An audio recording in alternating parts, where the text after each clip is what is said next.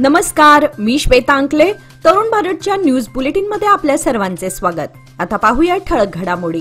मुंबईप्रमाणेच बेळगाव शहरातही सार्वजनिक गणेशोत्सव मोठ्या उत्साहात साजरा केला जातो. येत्या गणेश विसर्जन मिरवणुकीच्या पार्श्वभूमीवर बेळगाव उत्तरचे आमदार आसिफ सेठ, महापौर मंगेश पवार आणि पोलीस आयुक्त भूषण बोरसे यांनी सोमवारी मिरवणुकीच्या मार्गाची पाहणी केली. या पाहणी दरम्यान आमदार सेठ यांनी सर्व गणेश मंडळांना शांततेत व सुसंघटितपणे विसर्जन मिरवणूक पार पाडण्याचे आवाहन केले. शहरातील रस्त्यांची डागडुजी करण्यात आली असून हेस्कॉमकडून आवश्यक केबलची व्यवस्था पूर्ण झाल्याची माहिती त्यांनी दिली. गणेश विसर्जन मिरवणूक सुरळीत पार पडावी यासाठी प्रशासनाने सर्व तयारी पूर्ण केली असून शहरात पोलीस बंदोबस्त वाढवण्यात आला आहे. पोलीस विभागासह अन्य यंत्रणाही सतर्क ठेवण्यात आल्या आहेत, असे महापौर मंगेश पवार यांनी सांगितले. बेळगावकरांच्या सहकार्यामुळे यंदाचा विसर्जन सोहळा यशस्वीरित्या पार पडेल असा विश्वासही आमदार सेठ यांनी व्यक्त केला. मराठा समाजाला आरक्षण मिळावं या मागणीसाठी समाजसेवक मनोज जरांगे पाटील यांनी मुंबईच्या आझाद मैदानावर उपोषण सुरू केलं आहे.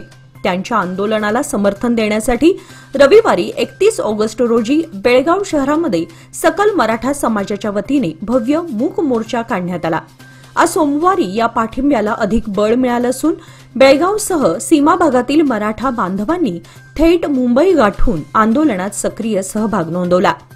बेळगाव, बिदर, भालकी, कारवार, निपाणी आदी भागातील मराठा कार्यकर्ते मुंबईत दाखल झाले असून मराठा आरक्षण लागू करा आणि संयुक्त महाराष्ट्र झालाच पाहिजे अशा घोषणांनी परिसर दणाणून गेला. मराठा समाजाच्या आरक्षणाच्या मागणीला आता सीमा भागातूनही बुलंद आवाज मिळत असून हे आंदोलन केवळ राज्यापुरते मर्यादित न राहता आंतरराज्य पातळीवर विस्तारत आहे. सीमा भागातील मराठा बांधवांचा वाढता सहभाग आणि जाणीवपूर्वक पाठिंबा लक्षात घेता हा लढा आणखी तीव्र होण्याची चिन्हे दिसत आहेत. कालमणी गावाजवळ रस्त्यावर नादुरुस्त झालेल्या ट्रकला बाजू देताना आज सोमवारी सकाळी कचरा वाहतूक करणारा ट्रक रस्त्यालगत कलंडला. त्यामुळे बेळगाव चोरला गोवा या मुख्य मार्गावरील वाहतूक सकाळी 6 वाजल्यापासून पूर्णतः ठप्प झाली होती. रविवारीच 50 टन वजनाचा 16 चाकी ट्रक तांत्रिक बिघाडामुळे रस्त्यावर थांबला होता. वाहने त्या वाहनाच्या बाजूने जात असताना रस्ता खचला आणि कचरा वाहतूक करणारा ट्रक उलटला. त्यानंतर काही 4 चाकी वाहने गटारातून मार्ग काढण्याचा प्रयत्न करत असताना एक कॅन्टरही तिथे अडकला. परिणामी 3 वाहने रस्त्यावर अडकल्याने वाहतूक पूर्णपणे ठप्प झाली होती. त्यामुळे या मार्गावर दोन्ही बाजूनी वाहनांच्या लांबच लांब रांगा लागल्या होत्या. घटनेची माहिती जांबोटी पोलिसांना देण्यात आल्यानंतर रस्त्यावर अडकलेली वाहने हटवण्यासाठी प्रयत्न सुरू झाले. बेळगाव शहरातील कॅम्प पोलिसांनी मोठी घरफोडी प्रकरण उकलताना तब्बल 85 लाख रुपयांच्या सोन्याच्या दागिन्यांची चोरी उघड केली. या प्रकरणामध्ये 2 आरोपींना अटक करण्यात आली असून चोरीस गेलेले 877.4 ग्रॅम सोने पोलिसांनी हस्तगत केलेत. रमेश सुरेश रेडेकर यांनी कॅम्प पोलीस ठाण्यात दिलेल्या तक्रारीनुसार त्यांच्या घरातून 981.1 ग्रॅम सोन्याचे दागिने चोरीस गेले होते. तक्रारीनंतर पोलिसांनी तत्काळ तपासाची चक्रे फिरवत आरोपींना अटक केली. अटक करण्यात आलेले आरोपी म्हणजे अन्नपूर्णा ज्योतिबा बेळगुणकर आणि तिचा पती ज्योतिबा गुंडू बेळगुणकर, दोघेही गणेशपूर येथील रहिवासी आहेत. अन्नपूर्णा ही तक्रारदार रेडेकर यांच्या घरी घरकाम करायची आणि तिने हळूहळू दागिने चोरण्यास प्रारंभ केला होता. पोलिसांनी अटक केल्यानंतर चौकशी दरम्यान 877.4 ग्रॅम वजनाचे सोन्याचे दागिने आरोपींकडून जप्त करण्यात आले असून त्यांची अंदाजे किंमत 85 लाख रुपये इतकी आहे. उर्वरित दागिन्यांचा शोध अद्याप सुरू आहे. या यशस्वी कारवाईसाठी कॅम्प पोलीस ठाण्याच्या विशेष तपास पथकाचे कौतुक करण्यात येत असून पोलीस आयुक्त भूषण बोरसे यांनी त्यांच्या कार्यक्षमतेचे विशेष अभिनंदन केले आहे. कर्नाटकातील प्रसिद्ध धर्मस्थळ प्रकरणावरून सध्या राजकीय वातावरण चांगलंच तापलंय. भारतीय जनता पक्षानं धर्मस्थळ चलो आंदोलनाचं आयोजन केलं असून या आंदोलनात हजारो कार्यकर्ते आणि नेते सहभागी होणार असल्याचे खासदार जगदीश शेट्टर यांनी सांगितले. धर्मस्थळ हे श्री मंजुनाथ स्वामींचे पवित्र स्थान असून लाखो भक्तांचे श्रद्धास्थान आहे. मात्र सध्या या क्षेत्राबद्दल खोटा अपप्रचार आणि अफवा पसरवण्याचं काम सुरू असल्याचा आरोप भाजपने केलाय. काँग्रेसच्या नेतृत्वाखालील सिद्धरामय्या सरकारने एका अनामिक व्यक्तीच्या विधानावर आधारित एसआयटी नेमून धार्मिक स्थळाच्या प्रतिष्ठेवर आघात केला आहे असा आरोप त्यांनी केला आहे. गणपती बाप्पा मोरया, पुढच्या वर्षी लवकर या. या गजरामध्ये बेळगाव शहरातील घरगुती 5 दिवसांच्या गणपतीचे विसर्जन रविवारी दिवसभर भावपूर्ण वातावरणात करण्यात आले. ढोल ताशांचा निनाद, फटाक्यांची आतषबाजी आणि भक्तांचा उत्साह यामुळे विसर्जन सोहळा चैतन्यमय झाला. तरीही बाप्पाला निरोप देताना अनेकांचे डोळे पाणावले. शहरातील विविध विसर्जन तलावांमध्ये गणेश मूर्तींचे विसर्जन करण्यात आले.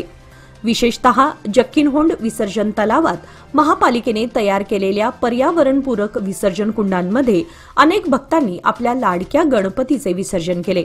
पोलीस प्रशासनाने विसर्जन सोहळा सुरळीत पार पडावा यासाठी व्यापक तयारी केली होती. पार्किंगची योग्य सोय करण्यात आली होती, तर तलाव परिसरात कोणतीही दुर्घटना घडू नये यासाठी लाईफ जॅकेट्सचीही व्यवस्था करण्यात आली होती.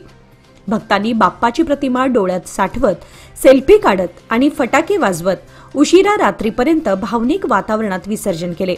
आता पुढच्या वर्षी बाप्पाच्या आगमनाची वाट पाहण्यास सुरुवात झाली आहे. लोकमान्यच्या मुदत ठेव योजना म्हणजेच सुयोग्य कालावधी सर्वोत्तम व्याजदर.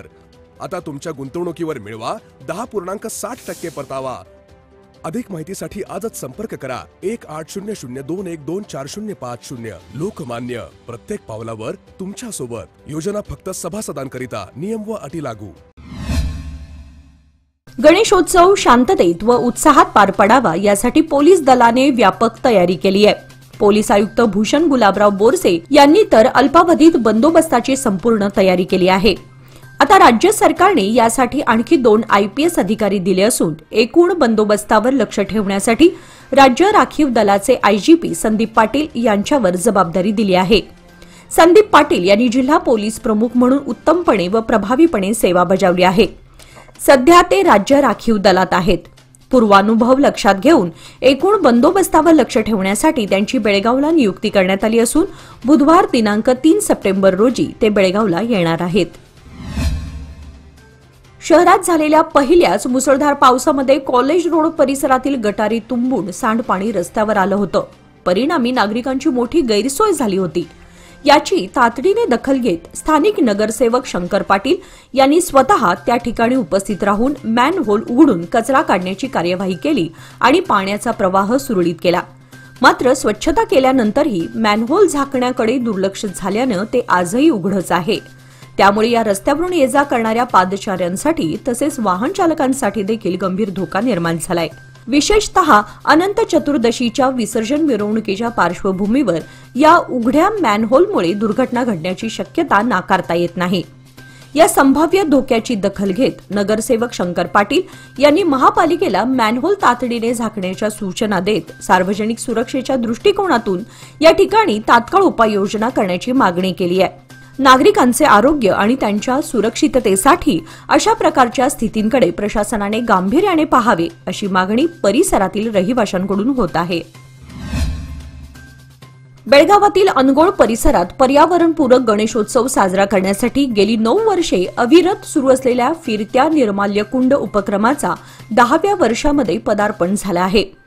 माजी नगरसेवक विनायक गोपाळ गुंजटकर यांच्या पुढाकाराने या उपक्रमाचा शुभारंभ नुकताच करण्यात आला.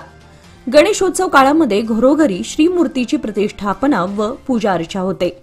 मात्र निर्माल्य रस्त्यावर किंवा सार्वजनिक ठिकाणी टाकलं जात असल्याचं लक्षात येताच गुंजटकर यांनी स्वखर्चाने हा उपक्रम सुरू केला. या उपक्रमांतर्गत गणेश भक्तांच्या दारापर्यंत जाऊन फिरत्या कुंडांमध्ये निर्माल्य संकलन केलं जातं. यंदाच्या उपक्रमाचा शुभारंभ शिवशक्तीनगर येथील श्री सिद्धिविनायक मंदिरात पूजा करून अनगोळचे ज्येष्ठ नागरिक ज्योतिबा येळ्ळूरकर यांच्या हस्ते करण्यात आला.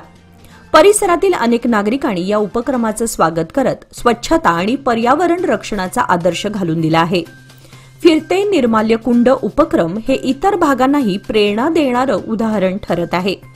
या प्रसंगी माजी नगरसेवक विनायक गुंजटकर, विनय राजगोळकर, प्रतीक कुटरे, विश्वनाथ पवार, मारुती देमजी, पिंटू पाटील, आरू सुपन्नावर, विघ्नेश गुंजटकर, अभिषेक कुटरे, मारुती तलवार, परशुराम बाबले, दीप्ती, सायली गुंजटकर आदींसह बहुसंख्य गणेश भक्त उपस्थित होते. गजानन नगर उद्यमबाग येथे एका कामगारावर गेल्या शनिवारी घडलेल्या खुनी हल्ल्याप्रकरणी उद्यमबाग पोलिसांनी 3 जणांना अटक केली आहे. पोलिसांनी अटक केलेल्या आरोपींची नावे प्रज्वल आनंद पाटील, राहणार कुप्पटगिरी, तालुका खानापूर, जिल्हा बेळगाव, मयूर कृष्णा गुरव हेब्बाळ, तालुका जिल्हा बेळगाव आणि विशाल वसंत अल्लोळकर, राहणार शिवाजीनगर, नंदीहळ्ळी, तालुका जिल्हा बेळगाव अशी आहेत. याबाबतची समजलेली अधिक माहिती अशी: मूळचे ओरिसा येथील असलेले आणि सध्या गजानन नगर उद्यमबाग बेळगाव येथील राजेंद्र कुमार हे गेल्या शनिवार दिनांक 30 सप्टेंबर रोजी सायंकाळी 5 वाजण्याच्या सुमारास उद्यमबाग येथील आकार फाउंड्रीज या फॅक्टरीतील आपले काम संपून आपले मित्र सत्यरंजन बेहरा, राहणार हंडेमाळ, गजानन नगर उद्यमबाग यांच्या समवेत घरी निघाले होते. त्यावेळी गजानन नगर येथे रस्त्यावर मोटारसायकल घेऊन थांबलेल्या दोघा अपरिचितांनी सत्यरंजन यांच्यावर हल्ला करून हातातील लोखंडी रॉडने त्याच्या डोक्यावर प्रहार केला. या हल्ल्यामध्ये चित्तरंजन गंभीर जखमी झाला आहे. या संदर्भात राजेंद्र कुमार यांनी उद्यमबाग पोलीस ठाण्यामध्ये तक्रार दाखल केली होती. या तक्रारीची दखल घेत हल्लेखोरांना पकडण्यासाठी शहर पोलीस आयुक्त भूषण बोरसे, पोलीस उपायुक्त NB बर्मणी, पोलीस उपायुक्त निरंजन राजे अरस आणि खडेबाजार उपविभागाचे ACP शेखरप्पा H यांच्या मार्गदर्शनाखाली उद्यमबाग पोलीस ठाण्याचे पोलीस निरीक्षक DK पाटील आणि पोलीस उपनिरीक्षक किरण होणकट्टी यांच्या नेतृत्वाखालील विशेष पोलीस पथक स्थापण्यात आले होते. सामाजिक प्रश्नांवर आक्रमक आंदोलनातून नेहमी चर्चेत राहिलेले अॅडव्होकेट संतोष मळवीकर यांना चंदगड पोलिसांनी अडकूर येथे रविवारी रात्री अटक केली. गोव्यातील अंजुना येथे सरकारी कामामध्ये अडथळा आणल्याच्या गुन्ह्यामध्ये म्हापसा न्यायालयाने त्यांच्यावर अटक वॉरंट जारी केले होते. त्यानुसार चंदगड पोलिसांनी कारवाई करत मळवीकर यांना ताब्यात घेतले.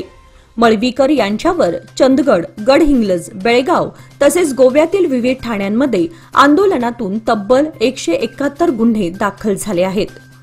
तडीपारी नोटिशीचा वाद सुरू असताना झालेल्या या अटकेमुळे परिसरात राजकीय वातावरण चांगलंच ढवळून निघालं आहे.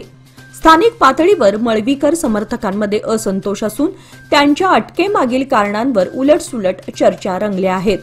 मात्र बहुतांश गुन्हे हे सामाजिक प्रश्नांवरील लढ्यातून झाल्याचे वास्तव लोक मान्य करतात. येळ्ळूर येथील वॉर्ड क्रमांक 4 मधील चांगलेश्वरी मंदिराच्या दक्षिण बाजूकडील भागाच्या रस्त्याचे काँक्रिटीकरण ग्रामपंचायतीच्या 15व्या वित्त आयोगाच्या योजनेतून पूर्ण करण्यात आले. गेल्या कित्येक दिवसांपासून पाणी साचून नागरिकांची व भाविकांची गैरसोय होत होती. ती गैरसोय वॉर्ड क्रमांक 4चे ग्रामपंचायत सदस्य सतीश पाटील यांच्या विशेष प्रयत्नातून व ग्रामपंचायत PDO पूनम गडगे यांच्या सहकार्यातून पूर्ण करण्यात आले. हे कार्य ग्रामपंचायत सदस्य व त्या भागातील नागरिकांनी स्वतः उभे राहून करून घेतले. सदर रस्त्याचे काँक्रिटीकरण करून गैरसोय कायमस्वरूपी दूर केल्याबद्दल नागरिकातून समाधान व्यक्त होत आहे. यावेळी माजी अध्यक्ष आणि विद्यमान सदस्य ग्रामपंचायत येळ्ळूरचे सतीश पाटील, मनोहर पाटील, पांडुरंग पाटील, आनंद पाटील, सचिन पाटील, शंकर पाटील, बाळकृष्ण पाटील, सचिन पाटील व या भागातील नागरिक मोठ्या संख्येने उपस्थित होते. याचबरोबर आजचे बातमीपत्र इथे संपले. अधिक माहिती आणि ताज्या घडामोडींसाठी पाहत रहा तरुण भारत न्यूज चॅनल. तसेच आमच्या चॅनलला लाईक, शेअर आणि सबस्क्राईब करायला विसरू नका. आणि विश्वासार्ह बातम्यांसाठी दररोज वाचा दैनिक तरुण भारत. धन्यवाद.